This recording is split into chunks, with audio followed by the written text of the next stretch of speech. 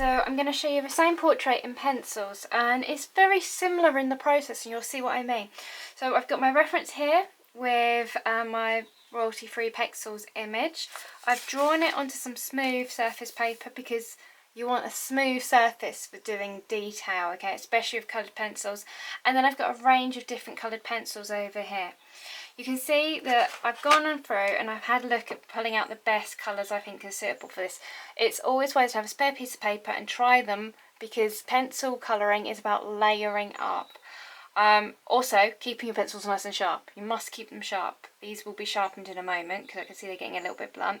I've got a nice blue. It's kind of a very pale blue. Icy blue is what you're looking for, okay? Then I've got a nice warm red. So I think it's got a scarlet red I've got there. And then I've got a nice warm orange as well, because she's fairly orange on the skin tone if you look at this. I'm going to be using the blue for building up the darker tones of lilac for the shadow work on there. Obviously that will be mixed with the red. And then the red and the orange are mixed together to get these softer skin tone glows. I will also use a white, and you will need a white. White is really good. You can use a blending pencil if you want. I've got a blending here. I prefer a white. I always find a white blends easier, but it's completely up to you. The better the name of the coloured pencil you're working on, you will find has a huge impact on the pigment quality that you receive. So, well, the pigment quality that you can see in the artwork. So, do try and get the better brands if at all possible. Sometimes it's wise to just buy a few colours in a really nice brand that you're working on for an artwork, and then gradually increase your collection rather than buying a full set that can be expensive. So let's get going, shall we? Now your pencils should look like something from Buffy the Vampire Slayer. You can see how sharp they are. That is always key in pencil drawing. I'm going to put those up there. Now I'm going to go in with my blue and start working up my blue areas. Sometimes people prefer to do the whole drawing in blue and then to work that up. The stronger the blue, the darker the area is going to be. So obviously you need to control your pressure. Do think about the direction as well that you're shading. You need to shade around the contours of the form that you're working up. You can see how I'm holding beneath the pencil and I'm leaning my hand on the surface of the table so that I can control a lot of pressure points on this drawing. Now because the eye is in a socket, you will find that you'll get quite a lot of subtle shadow around the eyeball. Take your time, pay attention to the tone and build it up. In the long run, you'll get a much better artwork.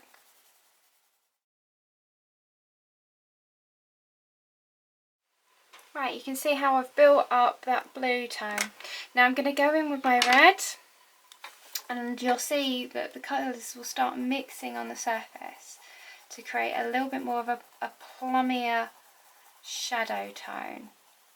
If you're finding it's going too red, be careful in your pressure, and you might find that you need to just soften it up with a little bit of white. So I'll do a little bit, as you can see I'm working on here.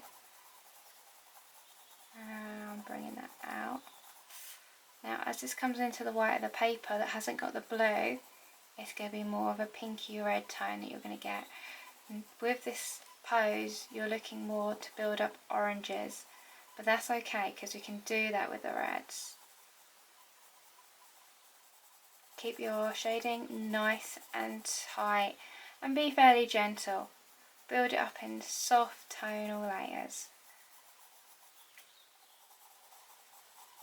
Now some students like to work the whole thing in like the blues and the reds, then the yellows or the orange, or some students get a little bit bored and want to see results happening quicker. If you do want to see results happening, you can work a section at a time, as long as you know which red, blue and yellow that you're working on. Keep them separate from the rest of your pencils. And then if you wanted to, you could take the orange. So at the moment she's very vivid, shall we say, and you can get your yellowy orange, going for a nice warm colour, and start working up those gentle glowing orange skin tones that you can see in the picture. Keeping an eye on where your highlight should be.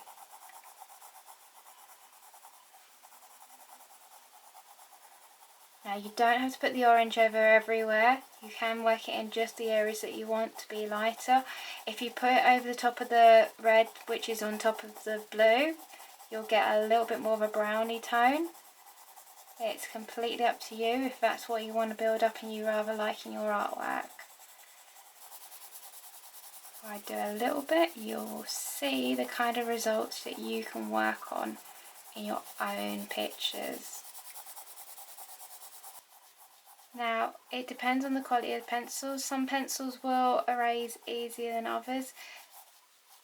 It's one of those you might want to try it on a spare piece of paper before you get too involved in a drawing, so that you can tell if you can make mistakes or if you're going to be a bit condemned if you put too much pigment on the surface of the paper. So you can see there, she's already starting to come along. You could grab your white if you want to soften down areas and work the white into it. Now the white is really good at pushing the colour around as well on the surface and meshing colours that are sitting on top of each other together. And if you want a little bit more of a realistic, smoother transition from one colour to another, you could use the white to do that and it'll deliver some wonderful results. You can see here I'm just using my white to go over my picture around the eye, and it's lightening the yellow and giving it a little bit more of a twangy saturation. If that's such a word, twangy saturation. Right. Now you do this all over and then we have to work in and work up some of the details. Right, so using those 4 shades, 3 colours and a white, you can get something that looks like this. Now, once you've got that, then you can build it up. If you wanted to, you could go in for like a darker blue. Have I got a darker blue? I have. And increase some of the shadows across the face to give it a really zappy, atmospheric feel. It takes a little bit more work, but you definitely get some more powerful results than you would if you didn't do it. So, great art, making something beautiful takes time, I'm afraid. You can use your white if you wanted to smooth that blue out into those base layers that are already on the surface of the paper. To add a little bit more of a kick for some shadowy areas. And if you find it's going a little bit green, it's because you've got the blue mixing in with the yellow, so you need to up your red, and that will give you that lilac-y shadow tone that you're looking for. Now my shading is really messy with this because I'm trying to knock it out very fast. Yours is going to be so much more neater, I know. Right, so you should be getting something like this. Yours is going to be much more quick, slower, beautifully executed. Mine is like a quick rush just to get you the idea. Now once you've done this, you need to start actually working up the features. Now I'm going to do the nose because it's nice and easy to get done. I'm going to use a dark brown. Make sure, like I've said before, that it's always really nice and sharp when you're using any coloured pencil. Alright, so let's get in and do some of the features because I've kind of left them. I'm dealing with the main skin tone. Now for the features, let's get in that nose for starters. The nostril is nice and easy. I've got a dark brown that I've sharpened up, and I'm just going to start building up a little bit of tone in there.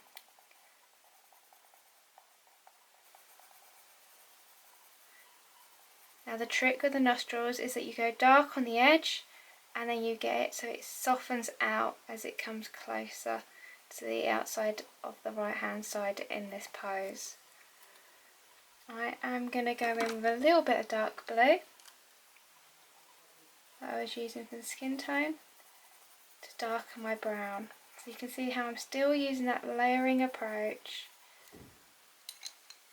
A little bit of blue and a little bit more brown on top.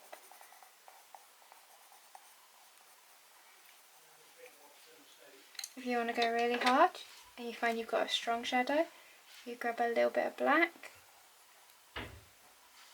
and push quite hard just on that top bit to give it a very strong shadow, just like that. And then you repeat for the other side. So let's put in some brown. Let's work up a little bit of blue towards the darker side of that brown. And then I'm going to use the brown again. And then I'm going to go in with that black. Just to give me a little bit more kind of a clarity. Like nostril. Just like so. And hopefully you're getting a bit more of a nostril. Now you can as well, because it can be a little bit red inside certain ones. You can pink it up a little bit by adding a little bit of red in there.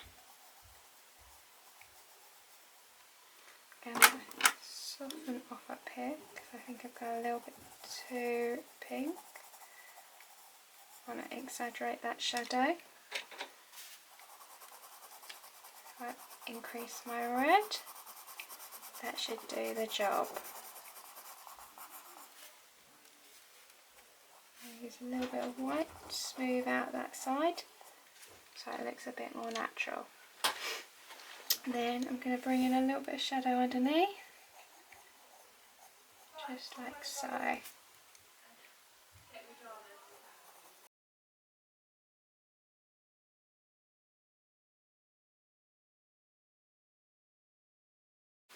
Right, now I've done that, let's just boost those eyes.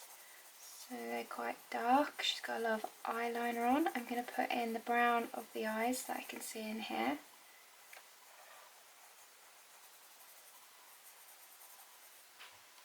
Then she's got the eye makeup on the mascara. So I'm going to use the same brown. It unifies, brings everything together. Now with eyes, it's always the shadow on the top being cast by the lashes, so you always want to go darker in there. Now you might find that you want to put in a little bit of white to smooth that brown and black into one another and give you an even transition. And you can find out then if you've gone dark enough or whether you need to build up more layers to get that darker tone of the eye. Take it easy, don't rush.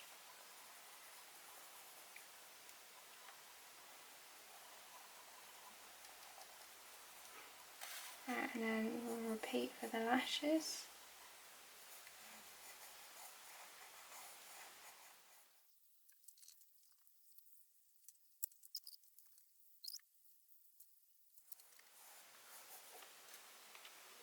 Okay, you should be getting something that looks like that. So it's literally repeating on everything and building up very gently. The trick with the eye makeup as well is to keep your eye on the reference image and to follow what you can see rather than what you think is there. You should start getting something that looks like your reference image. Now, I've shown you the eyes and nose, let's just do the lips quickly. And with those, I'm going to go in with a very soft coverage of pink. I'm looking to see like if there's any really strong highlights. The pink going over the blue will create a lilac-y shadow tone. You'll find that you need to go in here with red and orange as well to really get right illusion lip colours.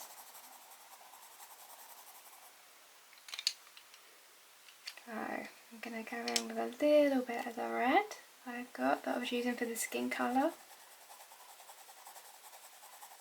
And you want the lips to match the skin colour a little bit, so use a little bit of the red that you were using that early stage. And you can see a little bit more of the red just in here. It's a little bit more pinky down there, so you're going to leave that and use the white to work it in. and we've got to build up a little bit of shadow of where those two lips meet. So we've got a little bit of orange just to warm up that area. So let's just put a little bit more orange in there. And you can see the orange just sitting down on this side as well, just warming up those lips. And there's a little bit of light on the bottom. Okay, and then you can grab your white and start using it to smooth out those colours and give you a really nice strong transition from one shade to another. Okay, so then just going to keep building it up really.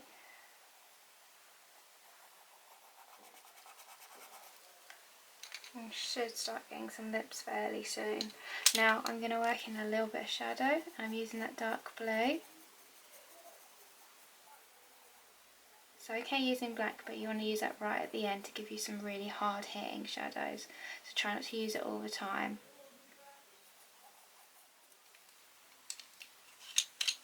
Right, just like normal. I'm going to go in with that red and change that blue into a soft lilac-y tone.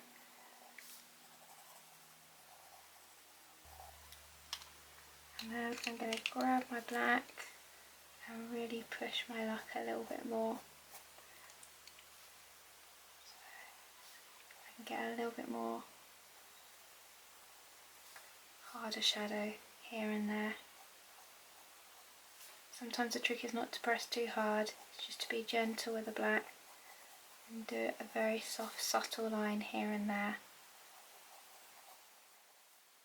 Now I need to just take out the harshness of these white teeth, so I'm putting a little bit of black over the top, and I'm going to use a little bit of white to create a softer tone of grey, so it appears far more natural.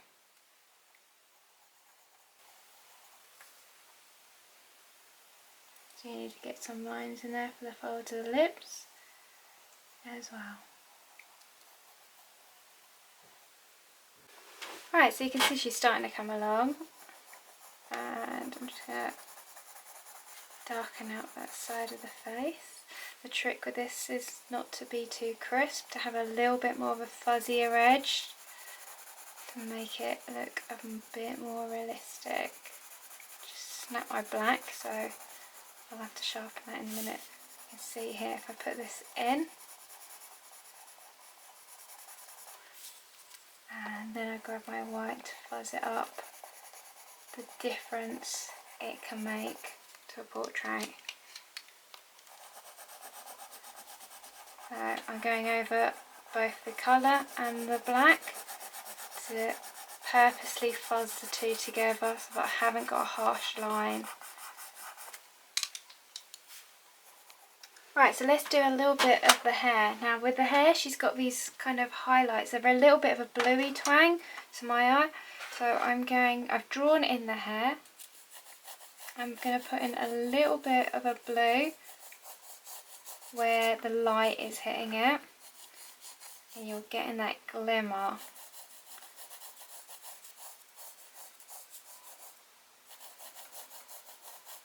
Now obviously you should have taken the colour all the way across the face,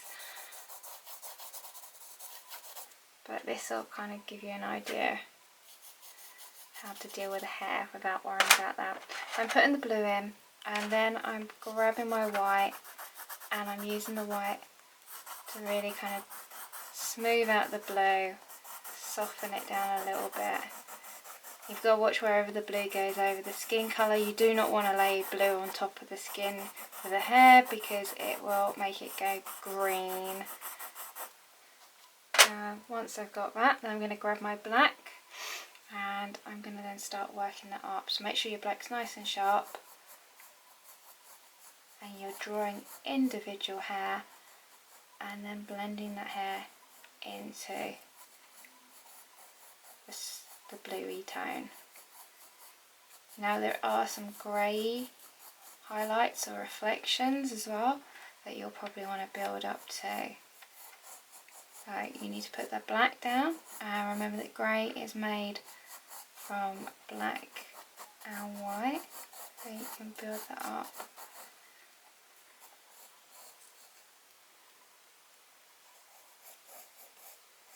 Make sure your pencil stays nice and sharp. It will get blunt doing this, so constantly resharpen. I put in a bit of black, then I'm going to work that black into a grey tone. She's going to mesh with my blue layer that was sitting underneath that I'm working up, so I get a little bit of a transition. It appears quite natural. The trick with hair is literally to draw each bit at a time. To look at your highlights, leave the white of the paper anywhere where you want it to be really strong, and then to build up those darker areas of hair.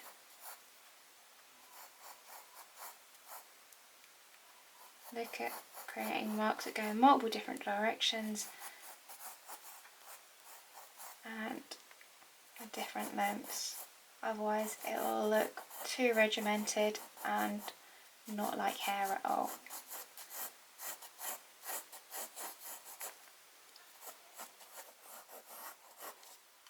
And if you find that you've got any skin tone that need bringing in there, so I'm going to grab a little bit of my orange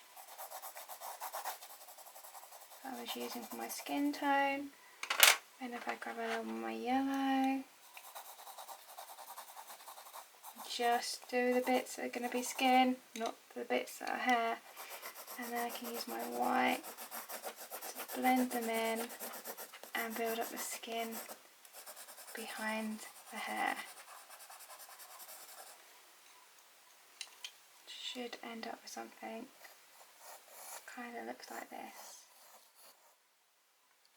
And you should end up with something that looks like that. Obviously it needs a lot more work, and this is just a taster into it, but it gives you a good idea. Right, so this is all about you building up layers, working in your shadows using your blue and reds, and then building up those lovely glowing skin tones by introducing oranges and yellows. The trick, as always, is to take your time and try and be as accurate as you can with your observation.